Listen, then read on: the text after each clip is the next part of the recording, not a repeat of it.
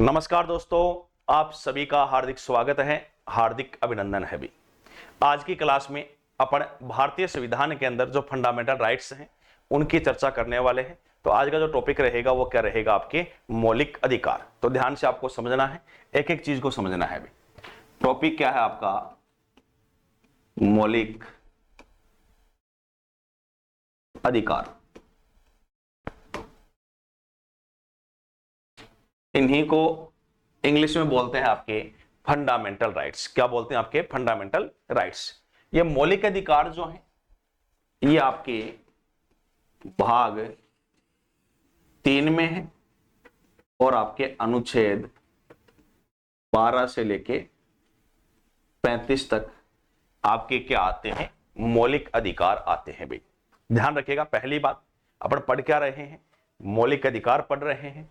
English में क्या बोलते हैं, फंडामेंटल राइट्स बोलते हैं। कौन से भाग में है, भाग 3 में है। किस अनुच्छेद से लेके किस अनुच्छेद तक है, तो अनुच्छेद 12 से स्टार्ट होते हैं और अनुच्छेद 35 तक ये मौलिक अधिकार कंसिडर किए जाते हैं इंडियन कॉन्स्टिट्यूशन में। इसके अलावा आपको जो महत्वपूर्ण बातें हैं वो ध्यान में देनी है भाई। देखो, सबसे पहले बात करते हैं मौलिक अधिकार की। तो मौलिक अधिकार जो है इनको संविधान का मैग्ना कार्टा यानी अधिकार पत्र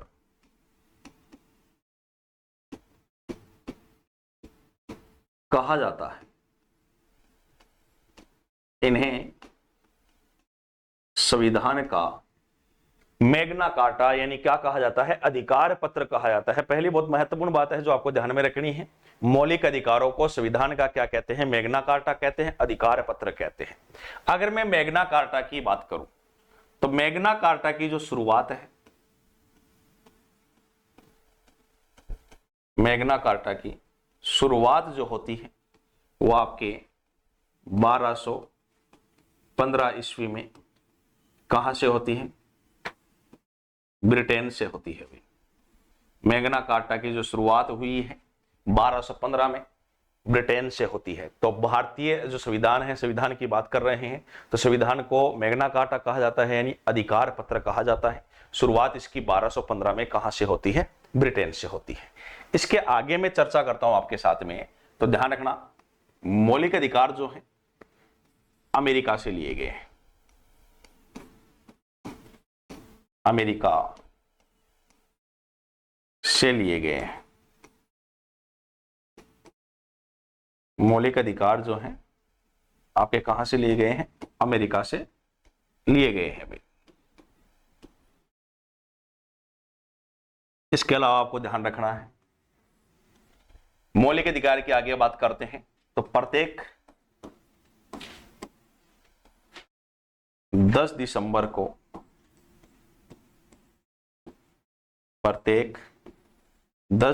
को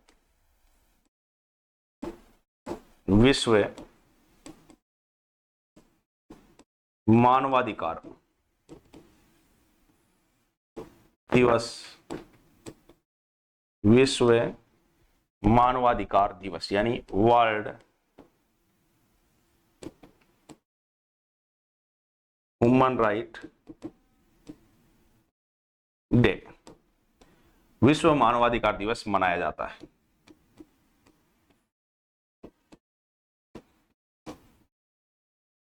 बातों को ध्यान से समझना है।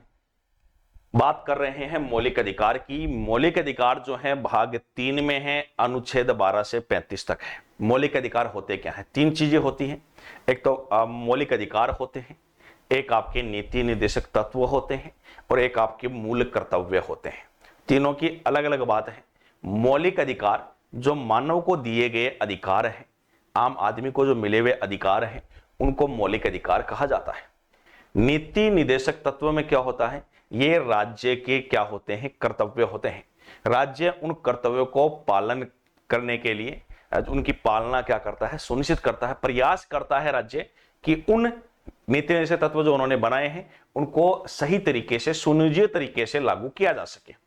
और मूल कर्तव्य क्या होते हैं, वो नागरिक के क्या होते हैं, कर्तव्य होते हैं, जो उनकी पालना करना एक नागरिक के लिए सुनिश्चित किया गया है। जैसे राष्ट्रगान का सम्मान करना है, राष्ट्र ध्वज का सम्मान करना है, राष्ट्रीय इमारतों को नुकसान नहीं पहुंचाना है, ये सारी चीजें मूल कर्तव्य के अंदर समाहित है। अपने को जो अधिकार दिए गए हैं वो अपने अधिकारों के अंदर समाहित है, और जो राज्य के कर्तव्य हैं वो राज्य के लिए उसके कर्तव्य के अंदर समाहित किया गया है, यानी नीति निर्देशक तत्वों में समाहित किया गया है। तीन बातें हैं, मौलिक अधिकार हैं, नीति निर्देशक तत्व हैं और मूल कर्तव्य है। मौलिक अधिकार अमेरिका से लिए गए हैं, नीति निर्देशक तत्व आयरलैंड से लिए गए हैं, और मूल कर्तव्य जो हैं वो कहां से लिए गए हैं, रूस से लिए गए हैं। तो मौलिक अधिकार अपन ने देखा कहां से लिए हैं, अमेरिका से लिए गए हैं। और थोड़ा ध्यान रखना, आगे अपन पढ़ेंगे मूल कर्तव्य। मूल कर्तव्य कहां से लिए हैं, रूस से लिए हैं भाई। कहां से लिए हैं, रूस से लिए हैं। पूरा लिख देता हूं, रूस से लिए हैं भाई, ठीक है। इसके अलावा नीति निर्देशक तत्व, नीति निर्देशक तत्व आयरलैंड, आयरलैंड से लिए गए हैं।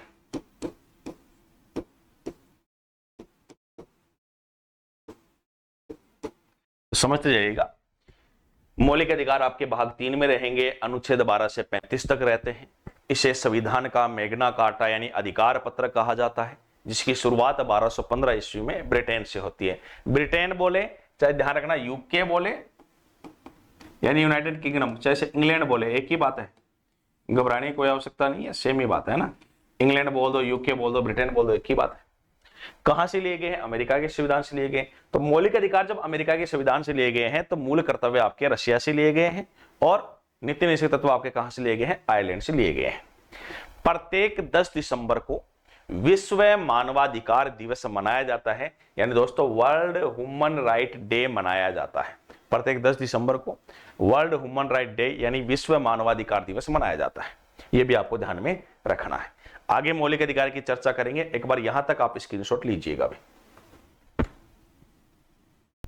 आगे देखते हैं, देखो मौलिक अधिकार की आगे चर्चा कर लेते हैं।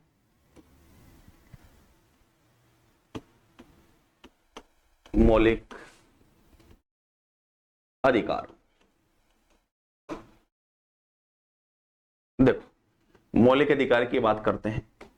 मौलिक अधिकार जो थे मूल संविधान में,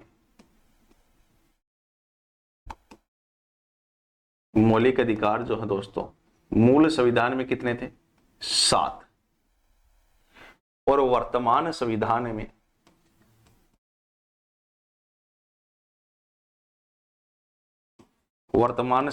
में कितने हैं दोस्तों, 6 मौलिक अधिकार है। अगर आपको पूछे जब संविधान बना था तो कितने मौलिक अधिकार बनाए गए थे, 7 मौलिक अधिकार बनाए गए थे। आज वर्तमान स्थिति में कितने मौलिक अधिकार बचे हुए हैं, यानी 6 मौलिक अधिकार हैं, यानी एक मौलिक अधिकार को हटाया गया होगा। उसकी अपन चर्चा करेंगे कि किस मौलिक अधिकार को हटाया गया है।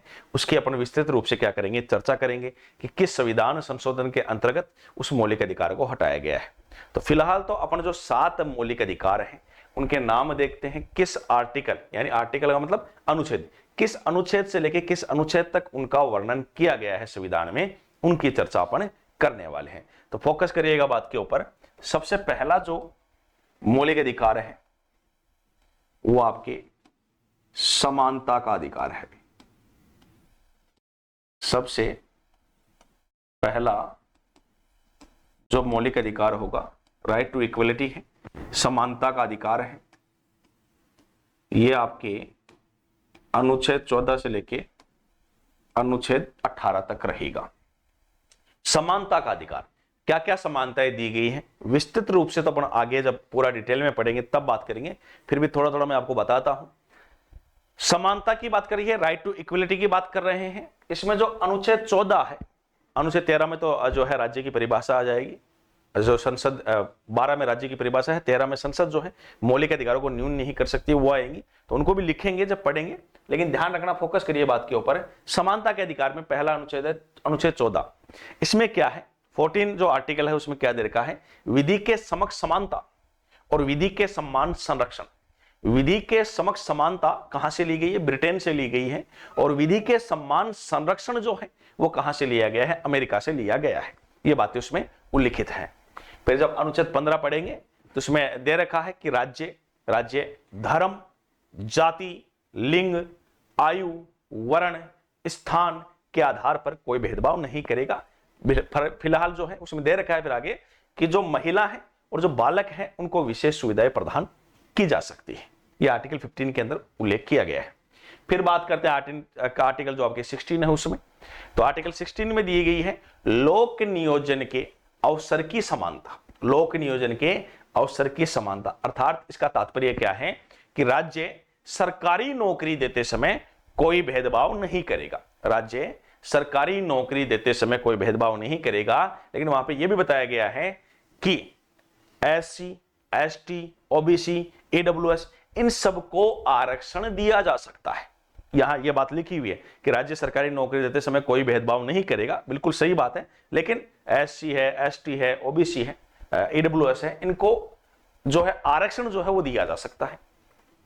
फिर आर्टिकल 17 आएगा। इसमें आर्टिकल 17 में आप पढ़ेंगे कि अस्पृश्यता या छुआछूत, इनटचेबिलिटी, अस्पृश्यता या छुआछूत, यानी किसी भी व्यक्ति के साथ अस्पृश्यता के आधार पर भेदभाव नहीं किया जाएगा, छुआछूत नहीं की जाएगी। यहां तक कि ध्यान रखना 1989 के सिविल नागरिक कानून के अंतर्गत किसी भी व्यक्ति को जाति सूचक शब्द कहना भी मना है, ये बात ध्यान रखिएगा। तो ये आपके आर्टिकल 17 है, वेरी मोस्ट है। जब आप पढ़ेंगे तो आप ध्यान रखना है, आर्टिकल सीधा भी पूछ लेता है अस्पृश्यता या छुआछूत का उल्लेख किस आर्टिकल में किया गया है, किस अनुच्छेद में किया गया है, तो वह अनुच्छेद कौन सा रहेगा, 17 रहेगा। अनुच्छेद 18 उपाधियों का अंत। उपाधियों का अंत, उपाधियां क्या होती हैं? उपाधि ध्यान रखना, उपाधि जो है शिक्षा और सेना को छोड़कर प्रदान नहीं की जाती है। उपाधि राष्ट्रपति द्वारा ही प्रदान की जाती है। उपाधि प्राप्त करने से पूर्व राष्ट्रपति की अनिवार्य जो अनुमति है वो होती है भाई। तो आपको अनिवार्य रूप से राष्ट्रपति की अनुमति लेना अनिवार्य होता है और राष्ट्रपति द्वारा ही डिग्री जो है, उपाधि जो है वो आपको प्रदान की जाती है। तो ये आपके पहला अधिकार रहेगा जिसको अपन समानता का अधिकार बोलते हैं। दूसरा जो अधिकार रहेगा दोस्तों, ये आपके आता है स्वतंत्रता का अधिकार।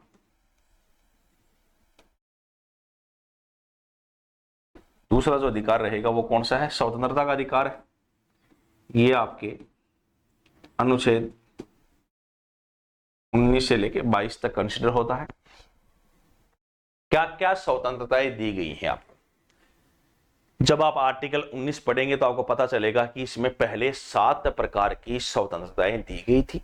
वर्तमान में इसमें भी 6 प्रकार की स्वतंत्रताएं हैं, क्योंकि अनुच्छेद 19(1)(f) वो आपके अधिकार है संपत्ति अर्जित करने का अधिकार, और इस अधिकार को 44वें संविधान संशोधन 1978 द्वारा यानी 44 कॉन्स्टिट्यूशन अमेंडमेंट 1978 द्वारा प्रधानमंत्री प्राइम मिनिस्टर मोरारजी देसाई ने इसे यहां से हटा दिया है, और यहां से हटाकर इसको अनुच्छेद 300 क बोले, 300(a) बोले, 300(a) बोले, एक ही बात है।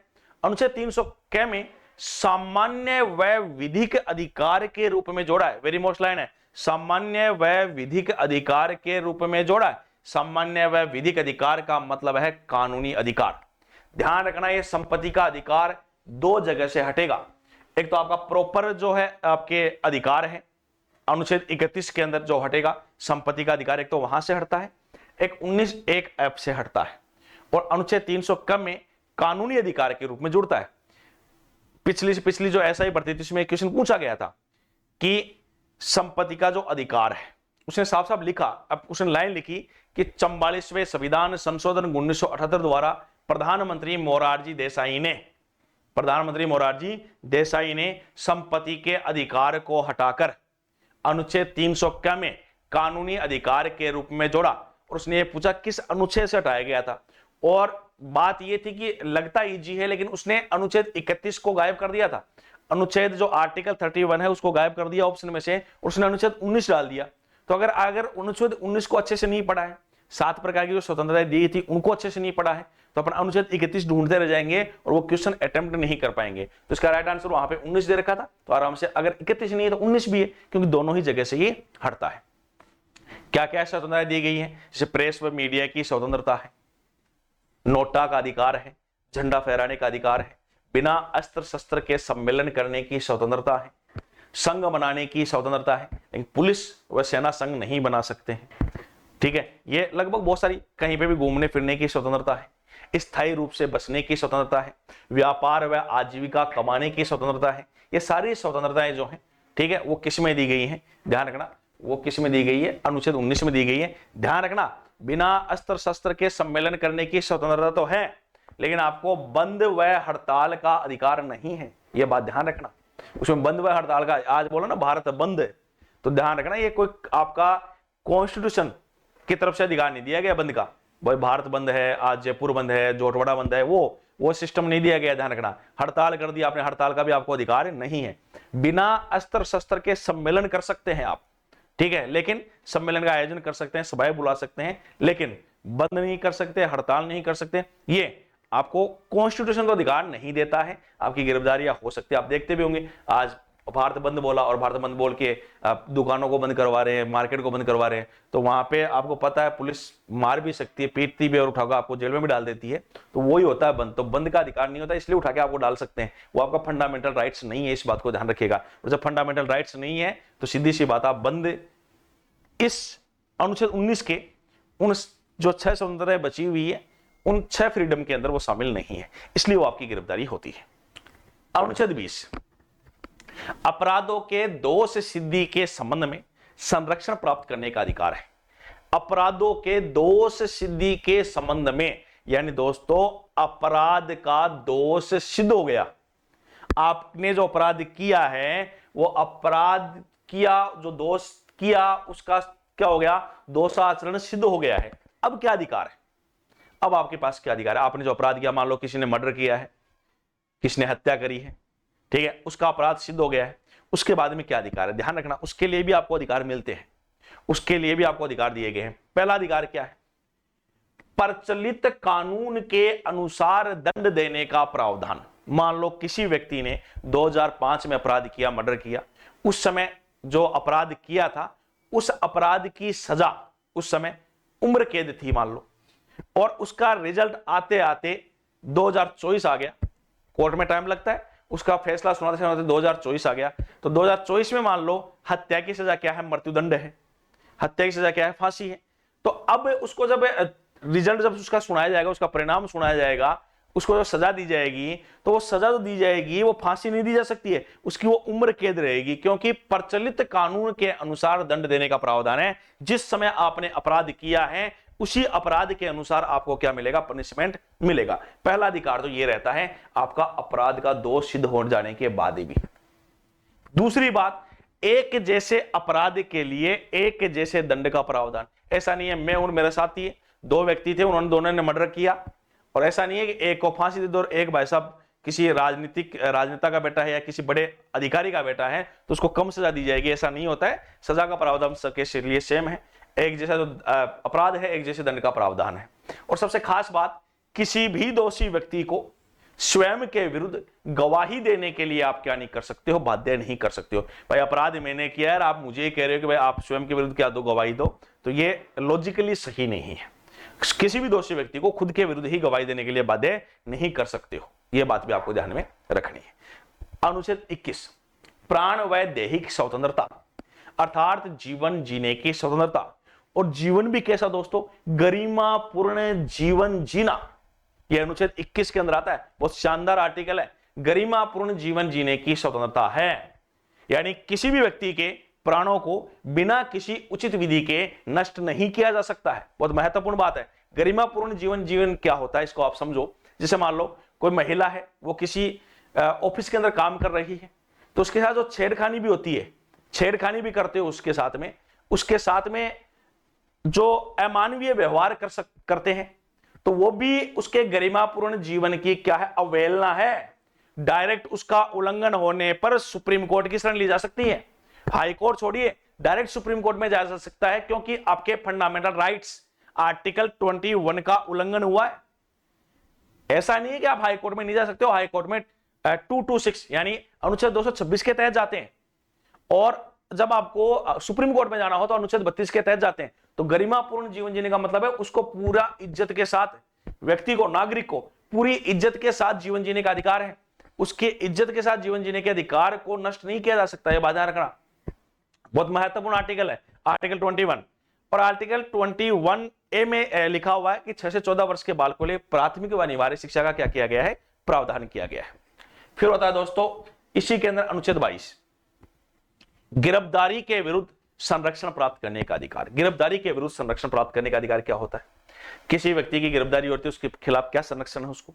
सबसे पहला अधिकार होता है उसको गिरफ्तारी के कारणों को जानने का अधिकार।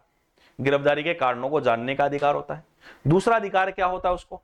अगर उसको कारण बता दिया गया कि आपकी गिरफ्तारी इस रीजन की वजह से आपकी गिरफ्तारी की जा रही है, तो दूसरा उसको अधिकार होता है पसंद का वकील करने का। पसंद का वकील करने का उसको अधिकार होता है। और तीसरा अधिकार उसे गिरफ्तारी के 24 घंटे के भीतर नजदीकी न्यायालय में उपस्थित होने का अधिकार होता है। लेकिन ध्यान रखना, इंपॉर्टेंट बात है, इस 24 घंटे के अंदर यात्रा यानी जो ट्रेवलिंग कर रहे हो और अवकाश यानी हॉलीडे, उसको इंक्लूड नहीं किया जा सकता है। जैसे किसी की गिरफ्तारी अगर शनिवार को हुई है, संडे कोर्ट बंद रहता है, तो उसकी प्रेजेंटेशन जो है, उसका जो उपस्थित किया जाएगा उसको कोर्ट में, वो फिर मंडे को किया जाएगा। आप समझ लेना इस बात को, 24 घंटे के अंदर ये हॉलीडे इंक्लूड नहीं होगा, ये बात ध्यान रखना। और जो यात्रा की है, यात्रा से ले जाना और उसको लाना, वो समय भी उसके अंदर काउंट नहीं होता है। इस बात को भी आप विशेष रूप से ध्यान में रखेंगे। तो ये स्वतंत्रता का अधिकार है जिसको अपन आगे फिर डिटेल में चर्चा करेंगे भी। फिर तीसरा अधिकार आता है शोषण के विरुद्ध अधिकार।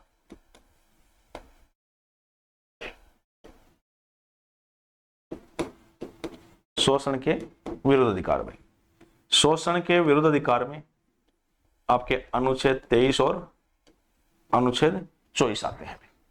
आपने अनुच्छेद 23 में पढ़ा होगा शोषण किसका शोषण हो रहा है, उस मतलब यही है। अनुच्छेद 23 में लिखा हुआ है बलात्सर्म। बलात्सर्म का मतलब जबरदस्ती काम करवाना। दास प्रथा, किसी को दास बुलाना। बेगार प्रथा, बेगार मतलब बेगारी बोलते हैं। बेगारी का मतलब क्या हो गया? काम करवा के उसको पैसा नहीं देना, उसका उचित वेतन नहीं देना, बेगारी होती है। बंधुआ मजदूर, किसको बंधुआ मजदूर बुलाना, ये सारी चीजें जो है प्रतिबंधित की गई है अनुच्छेद 23 में। अनुच्छेद 24 क्या कहता है? अनुच्छेद 24 में 14 वर्ष से कम आयु के बालकों को खतरनाक उद्योग धंधों पर लगाना क्या है? प्रतिबंधित है। पहले आप देखते थे चाय की जो दुकानें होती हैं, टपरियां होती हैं, उनके ऊपर छोटे छोटे बच्चे काम करते थे, लेकिन आज आप जब देखोगे तो 14 वर्ष से कम आयु का बालक आपको कहीं भी काम करता हुआ दिखाई नहीं देता है। दूसरी बात, सन 2007 के सर्वोच्च न्यायालय के निर्णय के बाद तो घरेलू नौकर रखना भी इनको प्रतिबंधित है। 14 वर्ष से कम आयु के बालक को तो घरेलू नौकर भी नहीं रखा जा सकता है। खतरनाक उद्योग धंधों छोड़ो, घरेलू नौकर भी नहीं रख सकते हैं, ये भी आपको ध्यान में रखना है। ये आपके आर्टिकल 24 के अंदर दे रखा है। फिर आपके अगला जो अधिकार आएगा वो है आपके, ध्यान रखना, धार्मिक स्वतंत्रता का अधिकार। और धार्मिक स्वतंत्रता का अधिकार जो दे रखा है दोस्तों, वो अनुच्छेद 25 से लेकर 28 तक दे रखा है। इसकी थोड़ी बहुत अगर मैं चर्चा करूं आपके साथ में, तो 25 तो बहुत महत्वपूर्ण है। 25 के अंदर आप किसी भी धर्म को, क्या कहता है कि कोई भी व्यक्ति अपनी इच्छा से किसी भी धर्म को मान सकता है, उसका प्रचार प्रसार कर सकता है। किसी धर्म को बुरा भला नहीं कह सकता, किसी भी धर्म का प्रचार प्रसार कर सकता है, ये उसको स्वतंत्रता है। और खास बात है, हिंदू को तिलक करने की, सिख को कृपाण धारण करने की और मुस्लिम को दाढ़ी रखने की, ये जो छूट दी गई है आर्टिकल 25 में ही है। फिर आपके आगे धार्मिक प्रबंधन की स्वतंत्रता आती है। धार्मिक आधार पर जो शिक्षण संस्थान है उनकी स्वतंत्रता इसके अंदर आपके दी गई है। फिर आपके जो 5वां मौलिक अधिकार है वो शिक्षा व संस्कृति का अधिकार है। शिक्षा व संस्कृति का अधिकार है। ये आपके आर्टिकल 29 और 30 के अंदर दिया गया है। इसमें यही है कि जो अल्पसंख्यक वर्ग है वो अपने पसंद की शिक्षण संस्थान खोल सकते हैं, लेकिन उनको उनके अंदर किसी भी व्यक्ति को एडमिशन देने के लिए क्या नहीं कर सकते, मना नहीं कर सकते हैं। तो शिक्षा व संस्कृति का अधिकार आपके 29 और 30 में 29 और 30 आर्टिकल में आता है। एक बार यहां तक स्क्रीनशॉट लीजिए, फिर आगे चर्चा करता हूं भाई। आगे देखते हैं भाई, देखो अगला जो 6 नंबर का फंडामेंटल राइट्स आपको दिया गया था वो कौन सा है, आपके संपत्ति का अधिकार। संपत्ति का अधिकार, ध्यान समझिएगा, संपत्ति का अधिकार जो है अनुच्छेद 31 में दे रखा है भाई, और क्या है इसको समझना है। देखो इसको हटा दिया गया है, इसे 44वें संविधान संशोधन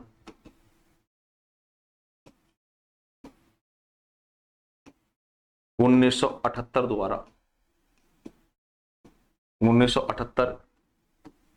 द्वारा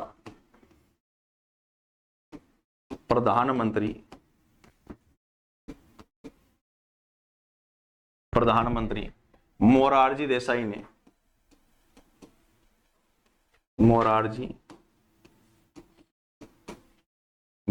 ने इसे यहां से हटाकर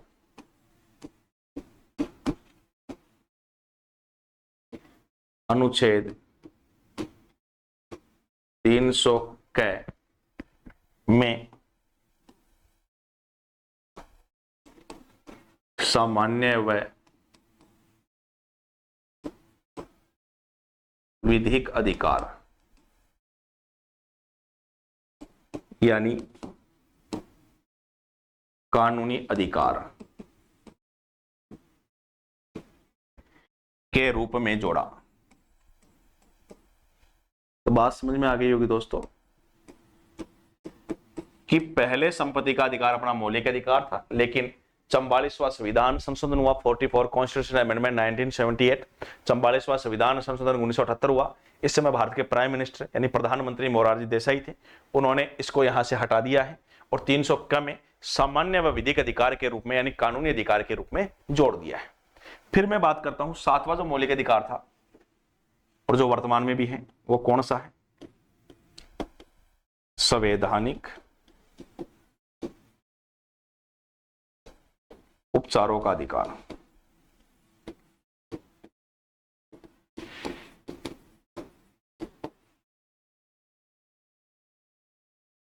अनुच्छेद 32 क्या है, संवैधानिक उपचारों का अधिकार। थोड़ा बता देता हूं, ध्यान रखिएगा। पहली बात तो डॉक्टर भीमराव अंबेडकर, जिनको संविधान का पिता कहा जाता है, भारत में संविधान का शिल्पकार कहते हैं, आधुनिक भारत का मनु कहते हैं, उसने इस संवैधानिक उपचारों के अधिकार को भारतीय संविधान की आत्मा कहा है। सोल ऑफ कॉन्स्टिट्यूशन, भारतीय संविधान की आत्मा संवैधानिक उपचारों के अधिकार को कहा जाता है। एक व्यक्ति थे ठाकुरदास भार्गव, उन्होंने तो संविधान की जो आत्मा है वो प्रस्तावना को कहा था, जबकि डॉक्टर भीमराव अंबेडकर ने संवैधानिक उपचारों के अधिकार को क्या कहा है, भारतीय संविधान की आत्मा कहा है।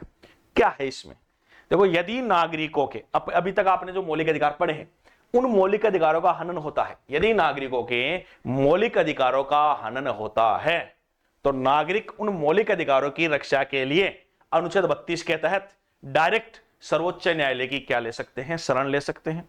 अगर हाई कोर्ट में जाना चाहते हैं तो वो अनुच्छेद 226 के तहत जाएंगे, लेकिन आपके फंडामेंटल राइट्स है ये, तो अगर इसका हनन होता तो आप डायरेक्ट सुप्रीम कोर्ट यानी सर्वोच्च न्यायालय यानी उच्चतम न्यायालय में जा सकते हैं। अगर आपके मौलिक अधिकार का हनन होता है और उन मौलिक अधिकारों की रक्षा के लिए आप सर्वोच्च न्यायालय में जाते हो तो उन मौलिक अधिकारों की रक्षा के लिए सर्वोच्च न्यायालय 5 प्रकार की रीट जारी करता है। कितने प्रकार की? 5 प्रकार की रीट जारी करता है, और रीटों को न्याय का झरना कहा गया है। रीटों क्या कहते हैं? न्याय का झरना करते हैं। 5 रीट कौन सी जारी करता है? पहली है बंदी प्रत्यक्षीकरण, दूसरी है परमादेश, तीसरी है प्रतिषेध, चौथी है अधिकार पर्चा और 5वीं है उत्प्रेषण। ये 5 प्रकार की रीट जारी करता है और इनमें जो जो उल्लंघन हुए हैं इन रीटों के माध्यम से उनको एप्लीकेबल करने के लिए सुप्रीम कोर्ट क्या देता है, आदेश देता है। क्या क्या कार्य होंगे वो तो अपन जो है नेक्स्ट क्लास होगी उसमें पढ़ेंगे। तो एक बार जो है सभी विद्यार्थी इसका स्क्रीनशॉट ले लीजिएगा भाई। तो दोस्तों आज की जो क्लास है वो मौलिक अधिकारों के ऊपर थी। आगे अगली क्लास में जो होगी उसमें अपने मौलिक अधिकारों की विस्तृत रूप से परिचर्चा करेंगे। तो दोस्तों सभी विद्यार्थी जुड़ा करें क्लास के साथ में। तो आज की जो क्लास है, आज का जो सेशन है उसको यहीं समाप्त करेंगे। नेक्स्ट क्लास में मौलिक अधिकारों की आगे चर्चा करते हुए बढ़ेंगे। तो तब तक के लिए धन्यवाद। जय हिंद, जय भारत।